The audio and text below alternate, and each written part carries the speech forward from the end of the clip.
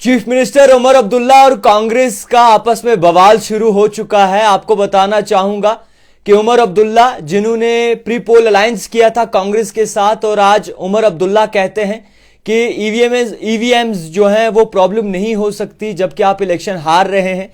आपको देखना चाहिए कि आपका जो लूज पॉइंट है वो कहां है, किस तरीके से आप इलेक्शंस हारे हैं।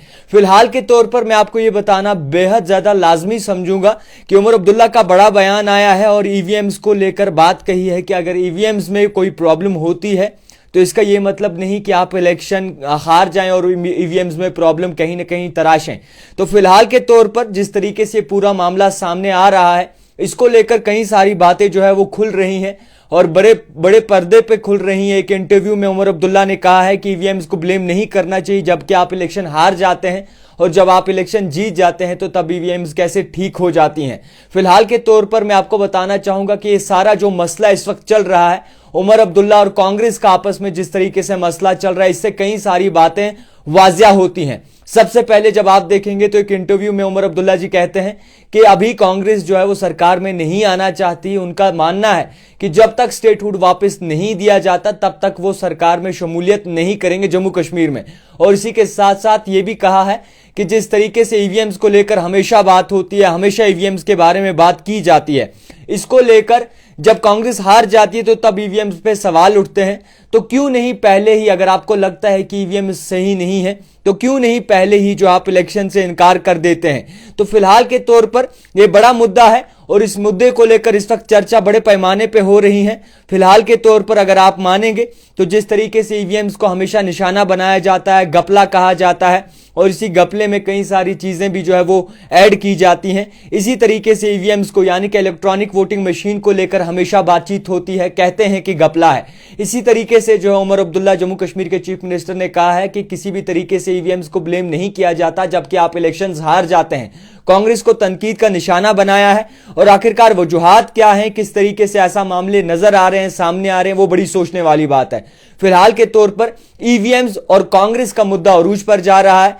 क्या आखिरकार सच है? क्यों ये स्टांस चेंज हो रहा है? अगर स्टांस चेंज हो रहा है तो वजूहात क्या है? क्या कुछ आखिरकार बड़े पर्दे के पीछे चल रहा है? ये सबसे बड़ी सोचने वाली बात है।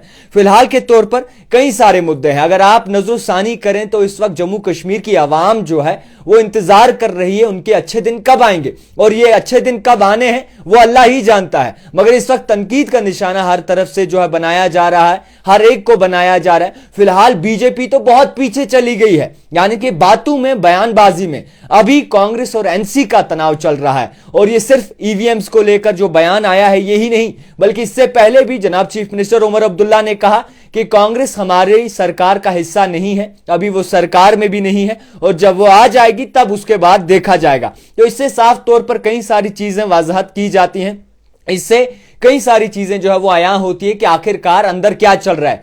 क्यों आखिरकार कांग्रेस नाराज है नेशनल कॉन्फ्रेंस से, या फिर क्यों नेशनल कॉन्फ्रेंस नाराज है कांग्रेस से। जनाब डॉक्टर फारूक अब्दुल्ला की बात करें तो उन्होंने भी कहा है कि जिस तरीके से कांग्रेस ने इलेक्शन लड़ना था उस तरीके से इलेक्शन लड़ी नहीं, मजबूती से सामने आई नहीं और उसके बाद जो है ऐसे हालात बन चुके हैं। तो फिलहाल ईवीएम्स और उमर अब्दुल्ला की बात करें तो इस पे बड़ा बयान आया है और कांग्रेस को कहा है कि अगर ईवीएम्स में आपके रिजल्ट्स खराब आ जाते हैं तो आप ईवीएम्स को टारगेट नहीं कर सकते, ईवीएम्स को आड़े में नहीं ले सकते, बेहतरी करनी चाहिए। और इसी बात पे जिस तरीके से खुलासा हुआ है, साफ तौर पर इस बात का अंदाजा आपको भी हो जाएगा या फिर होने वाला होगा कि आखिरकार किस तरीके से इस वक्त बाकायदा तौर पर हालात जम्मू कश्मीर में नेशनल कॉन्फ्रेंस और कांग्रेस के दरमियान बन चुके हैं। क्या कांग्रेस सरकार में आएगी? क्या कांग्रेस स्टेटहुड के बाद जो है बाकायदा तौर पर अपना पक्ष नेशनल कॉन्फ्रेंस के साथ रखेगी?